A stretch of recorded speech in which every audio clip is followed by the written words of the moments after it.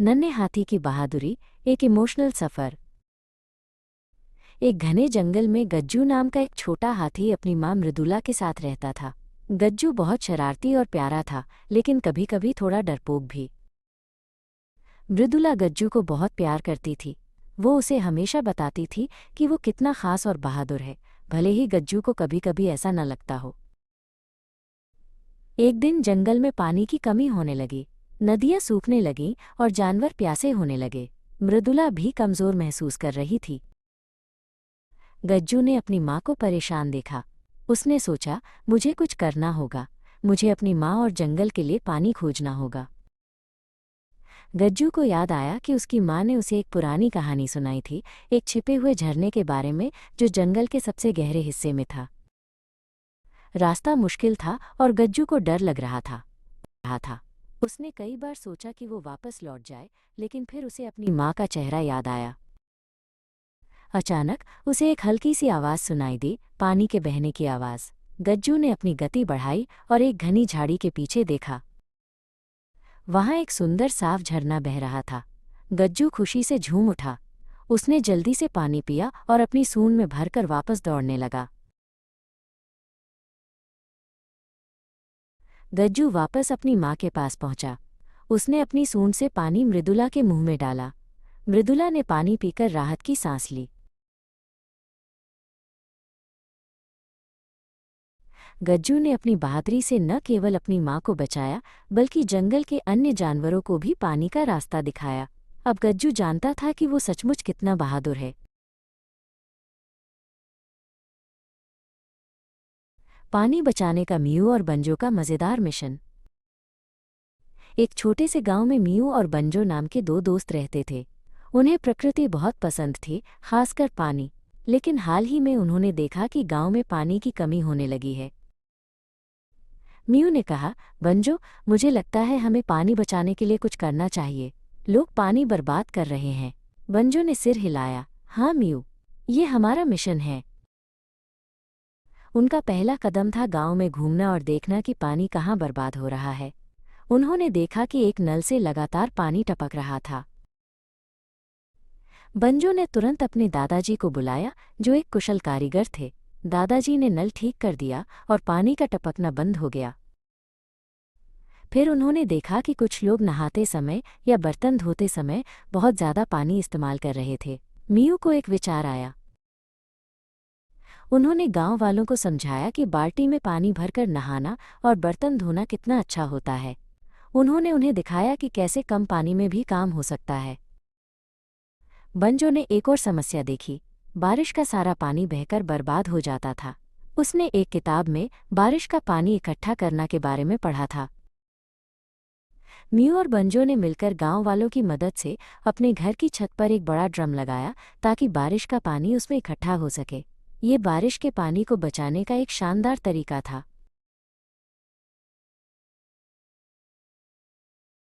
धीरे धीरे गांव के लोगों ने पानी बचाने के उनके तरीकों को अपनाना शुरू कर दिया।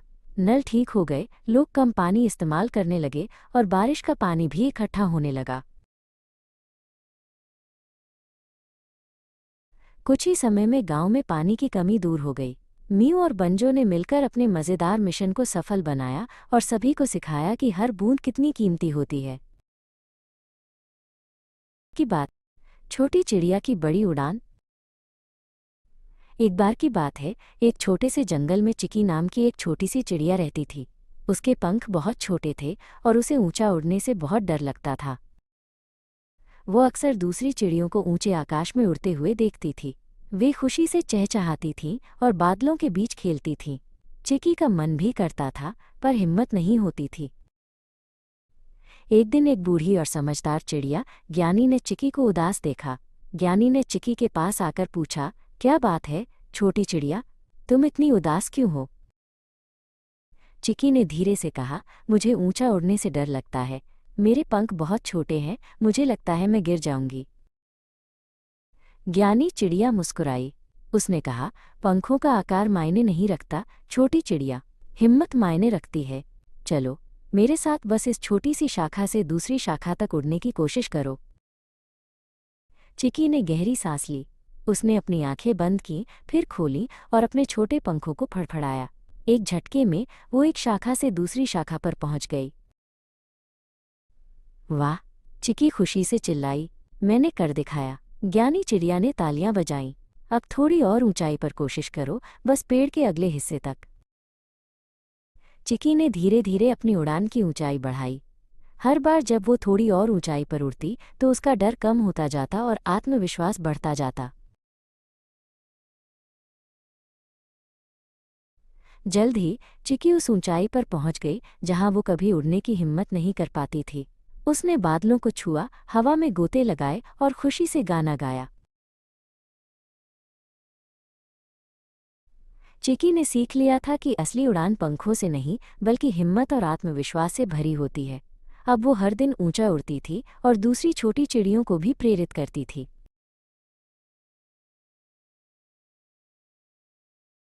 लोमड़ी की प्रेरणादायक सीख। एक घने जंगल में लोमेश नाम का एक चालाक लोमड़ी रहता था।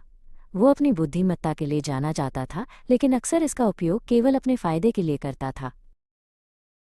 जंगल के सभी जानवर लोमेश की बुद्धिमत्ता से प्रभावित थे, पर वे उससे थोड़ा डरते भी थे क्योंकि वो कभी-कभी शरारतें करता था। उसी जंगल में चंचल नाम की एक छोटी खरगोश भी रहती थी। वो बहुत शर्मीली थी और अक्सर बड़े जानवरों से दूर रहती थी। उसे हमेशा अपनी सुरक्षा की चिंता रहती थी।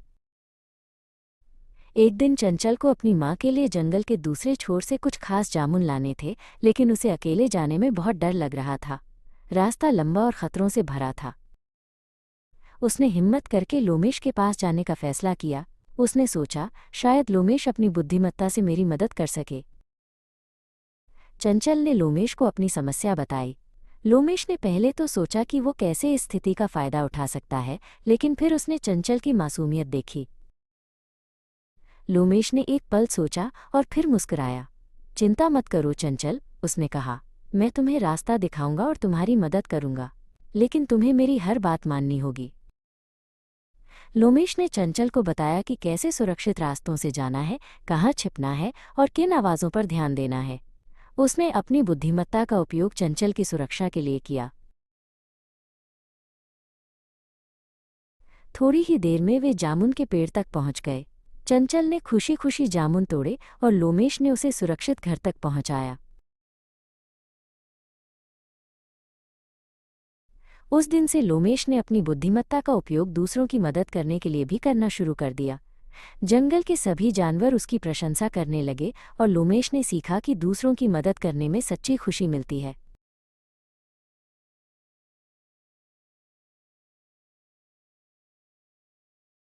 लालची मोती और उसकी हड्डी। एक समय की बात है, एक गांव में मोती नाम का एक कुत्ता रहता था। वो बहुत लालची था और हमेशा खाने की तलाश में रहता था। एक दिन मोती को एक बड़ी और स्वादिष्ट हड्डी मिली। वो बहुत खुश हुआ और उसे लेकर एक शांत जगह की। एक समय की बात। लालची मोती और उसकी हड्डी। एक समय की बात है, एक गांव में मोती नाम का एक कुत्ता रहता था। वो बहुत लालची था और हमेशा खाने की तलाश में रहता था। एक दिन मोती को एक बड़ी और स्वादिष्ट हड्डी मिली। वो बहुत खुश हुआ और उसे लेकर एक शांत जगह की तलाश में निकल पड़ा ताकि कोई उससे हड्डी छीन न ले। चलते चलते वो एक नदी के किनारे पहुंचा। नदी का पानी बिल्कुल साफ और शांत था। जैसे ही मोती ने पानी में देखा, उसे अपनी परछाई दिखाई दी, लेकिन लालच के कारण उसे लगा कि ये कोई दूसरा कुत्ता है जिसके पास भी एक हड्डी है। मोती ने सोचा, वाह, अगर मैं उस कुत्ते की हड्डी भी छीन लूं तो मेरे पास दो दो हड्डियां हो जाएंगी। उसका लालच और बढ़ गया। बिना सोचे समझे मोती ने उस दूसरे कुत्ते से हड्डी छीनने के लिए मुंह खोला और भौंका। जैसे ही उसने भौंका, उसके मुंह में दबी हुई हड्डी नदी के पानी में गिर गई और बह गई। अब मोती के पास न तो अपनी हड्डी थी और न ही दूसरे कुत्ते की हड्डी। वो भूखा और दुखी खड़ा रह गया। मोती को अपनी गलती का एहसास हुआ। उसे समझ आया कि लालच बुरी बला है और जो उसके पास था उसे भी उसने खो दिया। उस दिन के बाद से मोती ने कभी लालच नहीं किया और जो कुछ उसके पास था उसी में संतुष्ट रहना सीख लिया। इनमें बन गईं कई यादें और सबक। सुबह की पहली किरण मायरा के कमरे में झांक रही थी। मायरा अपनी आंखें मलते हुए उठी, एक नए दिन के रोमांच के लिए तैयार। नमस्ते नानी। मायरा ने अपनी नानी लीला को बगीचे में देखा। नानी रंग बिरंगे फूलों को पानी दे रही थी। नानी ने मायरा को एक छोटा सा पौधा दिया। इसे प्यार से उगाना मायरा, नानी ने कहा। मायरा ने सीखा कि हर छोटे बीज में एक बड़ा पेड़ बनने की क्षमता होती है।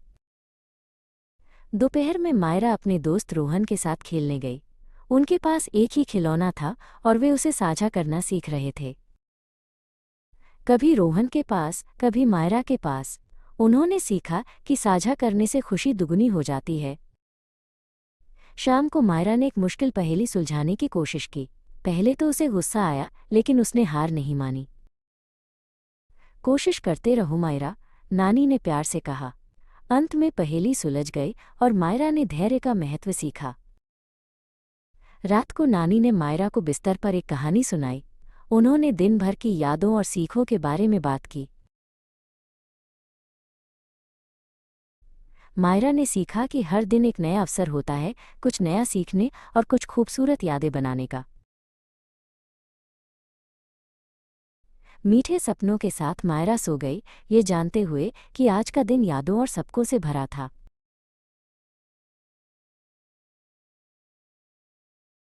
दिल को छू लेने वाली दोस्ती, मिठू और गुड़िया की प्यारी दास्तान।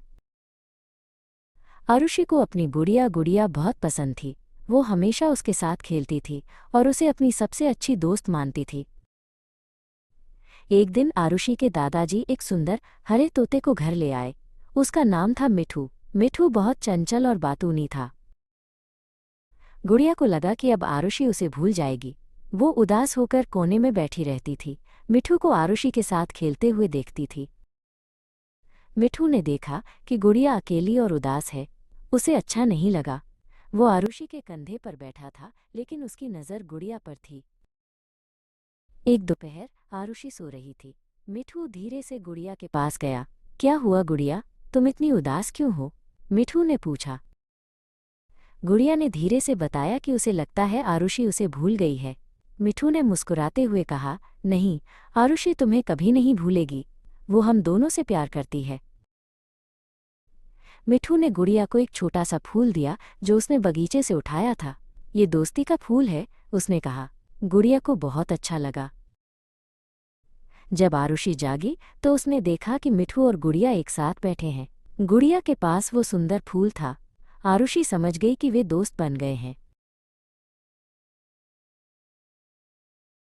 उस दिन के बाद से मिठू और गुड़िया सबसे अच्छे दोस्त बन गए। वे आरुषि के साथ खेलते थे और एक दूसरे का ख्याल रखते थे। आरुषि को खुशी हुई कि उसके पास अब दो प्यारे दोस्त हैं जो एक दूसरे से प्यार करते हैं। ये दोस्ती की एक प्यारी दास्तान थी।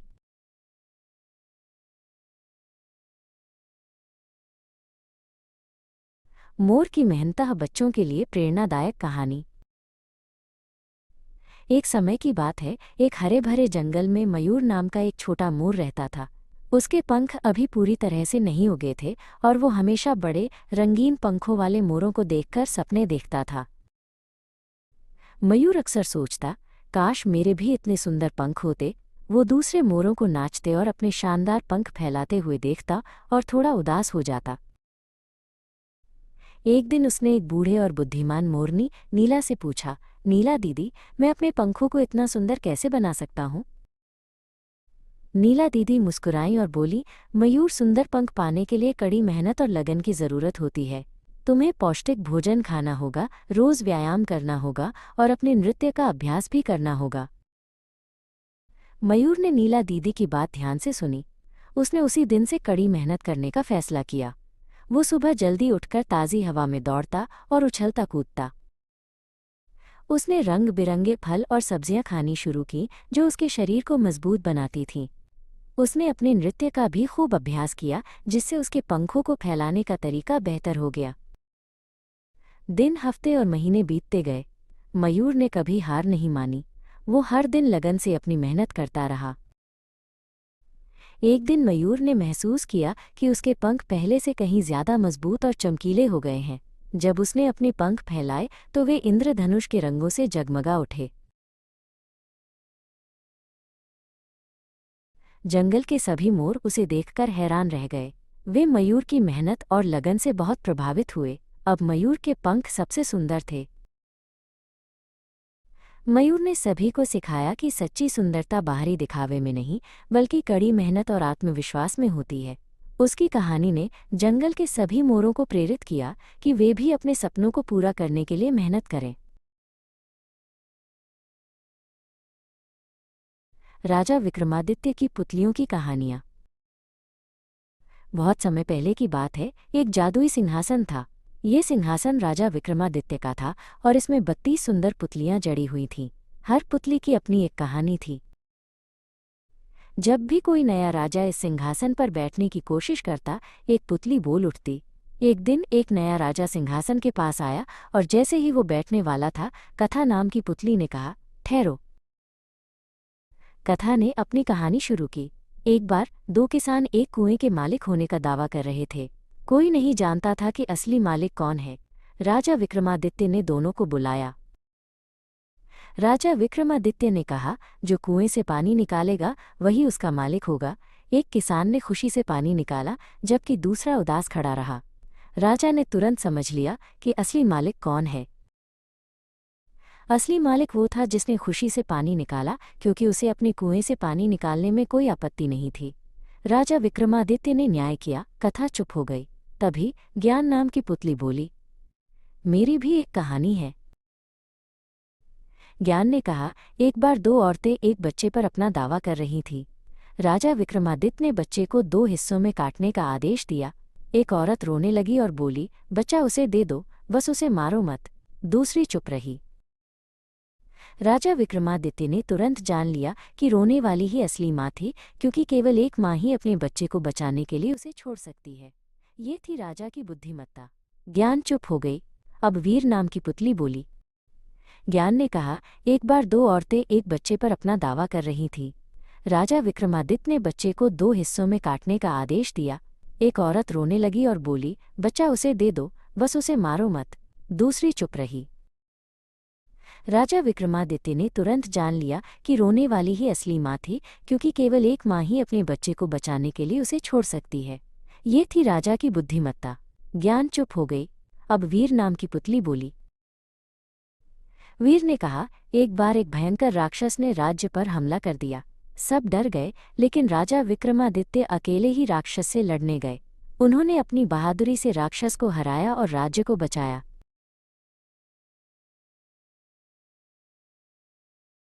नया राजा ने सारी कहानियां सुनी। उसने सोचा, क्या मैं राजा विक्रमादित्य जितना न्यायपूर्ण, बुद्धिमान और बहादुर हूँ? नहीं, अभी नहीं। वो समझ गया कि सिंहासन पर बैठने के लिए उसे और बहुत कुछ सीखना होगा। नया राजा ने सिंहासन पर बैठने का विचार छोड़ दिया और बेहतर राजा बनने का संकल्प लिया। पुतलियां मुस्कुराईं, क्योंकि वे जानती थीं कि एक दिन कोई सच्चा और योग्य राजा जरूर आएगा।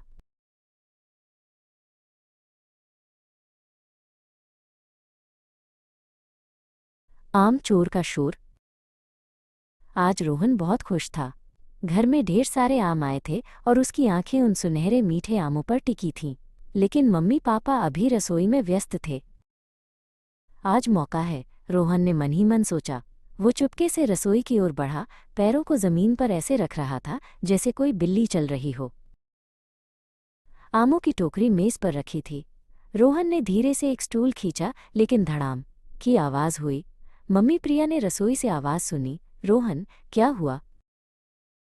रोहन ने जल्दी से स्टूल उठाया और एक बड़ा सा आम पकड़ लिया। कुछ नहीं मम्मी, मैं बस पानी पी रहा था, उसने जोर से कहा, जबकि उसका दिल जोरों से धड़क रहा था। आम बहुत बड़ा था। रोहन उसे लेकर भागने लगा, लेकिन दरवाजे से टकरा गया। धम्म, एक और आवाज। पापा अमित ने भी आवाज सुनी। कौन है वहां? रोहन तेजी से अपने कमरे की ओर भागा। आम उसके हाथ से फिसलकर जमीन पर गिर गया और छपाक की आवाज हुई। अब तो पूरा घर जाग गया था। प्रिया और अमित दोनों रसोई से बाहर आए। उन्होंने देखा कि रोहन आम के पास खड़ा है और आम जमीन पर फैला हुआ है। ओह रोहन, प्रिया ने कहा। अमित ने रोहन को देखा और फिर जमीन पर फैले आम को। वो पहले तो थोड़ा नाराज हुए, लेकिन फिर उन्हें रोहन की शरारत पर हंसी आ गई। लगता है हमारे छोटे आम चोर को आम बहुत पसंद है, अमित ने हंसते हुए कहा। प्रिया भी मुस्कुराई। कोई बात नहीं, हम इसे साफ कर देंगे। फिर उन्होंने रोहन को एक और आम दिया, जिसे उन्होंने खुद काटकर परोसा। रोहन ने खुशी खुशी आम खाया। आज घर में आम चोर की मस्ती और शोर ने सबको हंसा दिया था।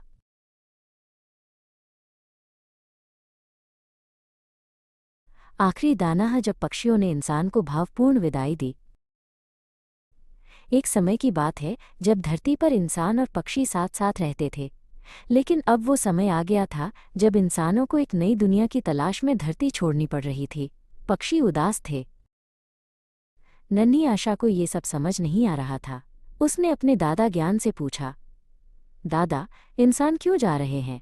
क्या वे हमें भूल जाएंगे? ज्ञान ने गहरी सांस ली और कहा, नहीं मेरी प्यारी आशा, इंसान हमें कभी नहीं भूलेंगे। उन्होंने हमें बहुत कुछ दिया है और हमने भी उन्हें। ये विदाई का समय है। इंसानों के अंतरिक्ष यान तैयार थे। धरती पर अंतिम दिन था। पक्षी अपनी पूरी जमात के साथ एक ऊंचे पहाड़ पर इकट्ठा हुए, जहां से यान उड़ान भरने वाले थे। रिया, एक छोटी बच्ची, अपने पिता अमन के साथ खड़ी थी। उसकी आंखों में आंसू थे। उसे अपने बगीचे के पक्षी याद आ रहे थे, जिन्हें वो रोज दाना डालती थी। आशा ने रिया को देखा। उसे याद आया कि रिया ही वो बच्ची थी जो रोज उनके लिए दाना रखती थी। आशा के मन में एक विचार आया। आशा ने अपनी चोंच में एक छोटा चमकदार दाना उठाया। ये उसके घोंसले में बचा हुआ आखिरी दाना था, जिसे उसने सबसे खास पलों के लिए बचाकर रखा था। वो उड़कर रिया के पास गई और धीरे से दाना उसके खुले हाथ में रख दिया। रिया ने आश्चर्य से आशा को देखा। ये आखिरी दाना था, एक विदाई का प्रतीक। अमन ने ये देखा और उसकी आंखों में भी नमी आ गई। उसने रिया को गले लगाया। ये सिर्फ एक दाना नहीं था, ये पक्षियों का इंसानों के लिए प्यार और शुभकामनाओं का संदेश था। अंतरिक्ष यान ने उड़ान भरी। पक्षियों ने अपनी मधुर आवाज में एक अंतिम गीत गाया, जो धरती से इंसानों को एक भावपूर्ण विदाई दे रहा था। ये एक नई शुरुआत थी, लेकिन यादें हमेशा रहेंगी। परी की समझदारी। एक छोटे से गांव में परी नाम की एक प्यारी बच्ची रहती थी। उसे अपनी दादी के साथ खेलना बहुत पसंद था। एक दिन दादी ने परी को एक बहुत ज़रूरी बात सिखाई। उन्होंने बताया कि हमारे शरीर के कुछ हिस्से बहुत खास होते हैं, जिन्हें कोई और नहीं छू सकता। दादी ने कहा, परी, जब कोई तुम्हें प्यार से छूता है, जैसे मैं तुम्हें गले लगाती हूँ या मम्मी पापा तुम्हें सहलाते हैं, तो वो अच्छा स्पर्श होता है। इससे तुम्हें खुशी और सुरक्षित महसूस होता है। लेकिन दादी ने गंभीर होकर कहा, अगर कोई तुम्हें ऐसे छूता है जिससे तुम्हें अजीब या बुरा महसूस हो या तुम्हें डर लगे, तो वो बुरा स्पर्श होता है। दादी ने समझाया, तुम्हारे होंठ, छाती और पैरों के बीच का हिस्सा तुम्हारे खास अंग हैं। इन्हें कोई भी नहीं छू सकता, सिवाय जब मम्मी या पापा तुम्हें नहलाते हैं या डॉक्टर इलाज करते हैं। अगर कोई तुम्हें बुरे तरीके से छूने की कोशिश करे, तो तुम्हें तुरंत नहीं कहना है, वहां से भाग जाना है और मम्मी या पापा को बताना है, दादी ने सिखाया। परी ने दादी की बातें ध्यान से सुनी और सब कुछ समझ गई। उसने वादा किया कि वो हमेशा अपनी सुरक्षा का ध्यान रखेगी। एक दिन परी पार्क में खेल रही थी। एक अजनबी अंकल उसके पास आए और उसे गलत तरीके से छूने की कोशिश की।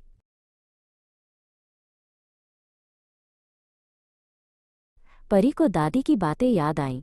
उसने तुरंत नहीं कहा, अंकल को धक्का दिया और अपने मम्मी पापा की ओर भागी।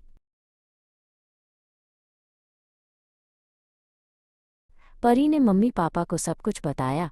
उन्होंने परी को गले लगाया और उसकी बहादुरी के लिए उसकी खूब तारीफ की। उन्होंने कहा, तुमने बहुत अच्छा किया, मेरी बहादुर परी। सिया और नंदिनी की दूध यात्रा। एक छोटे से गांव में सिया नाम की एक लड़की रहती थी। उसे अपनी गाय नंदिनी बहुत प्यारी थी। नंदिनी हर सुबह मीठा दूध देती थी। सिया का परिवार गरीब था और वो अपने परिवार की मदद करना चाहती थी। उसने सोचा कि अगर वो नंदिनी का दूध शहर में बेच सके तो उन्हें कुछ पैसे मिलेंगे। ये एक बड़ा काम था क्योंकि शहर बहुत दूर था। सिया की माँ पहले थोड़ी चिंतित थी, लेकिन सिया के दृढ़ संकल्प को देखकर उन्होंने हाँ कह दी। अगली सुबह सिया ने नंदिनी का दूध एक बड़े बर्तन में भरा और शहर की ओर चल पड़ी। नंदिनी उसके पीछे पीछे धीरे धीरे चल रही थी। रास्ता लंबा और कठिन था। सूरज तेज चमक रहा था और सिया थकने लगी थी, लेकिन उसने हार नहीं मानी। दोपहर तक वे शहर के बाहरी इलाके में पहुंच गए। शहर की भीड़भाड़ और शोर शराबा नंदिनी के लिए नया था। सिया ने एक छोटी सी दुकान देखी और दुकानदार से पूछा कि क्या वो उसका दूध खरीदेंगे।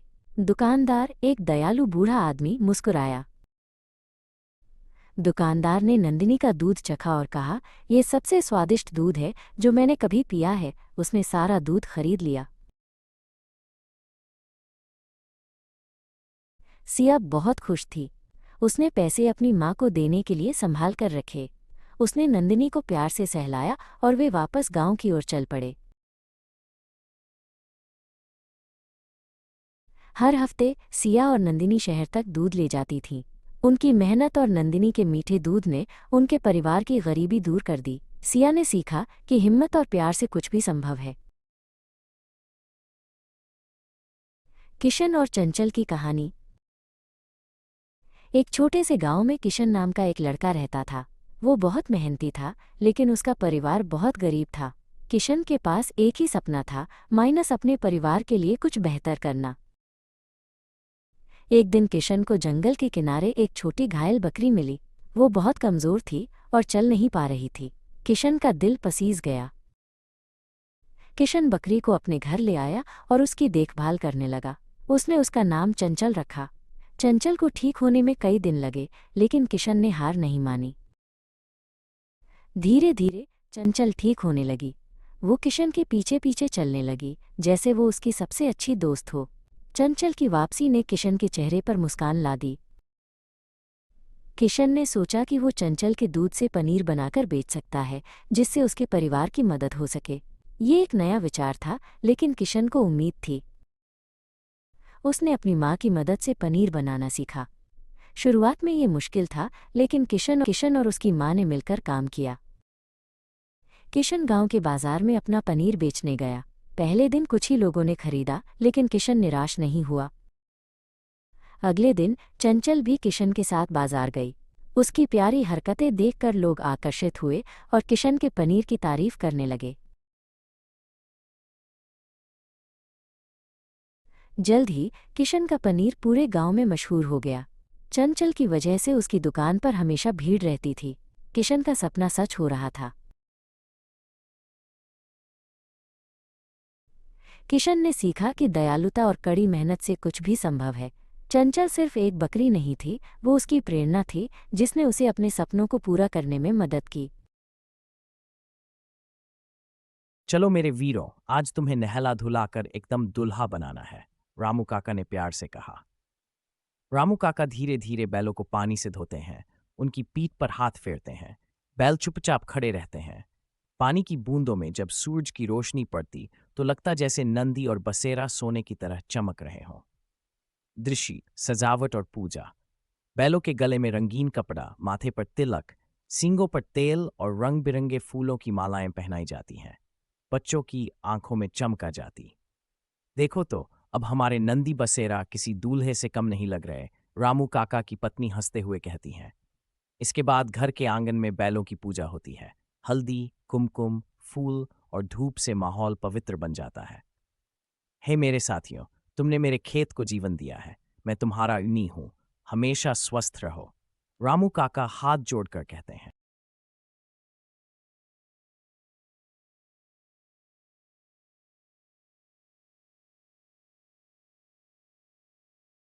ऐसे ही दिल को छू जाने वाले रियल मोमेंट्स के लिए हमारे चैनल कार्टून मॉडल स्टोरी को सब्सक्राइब करें।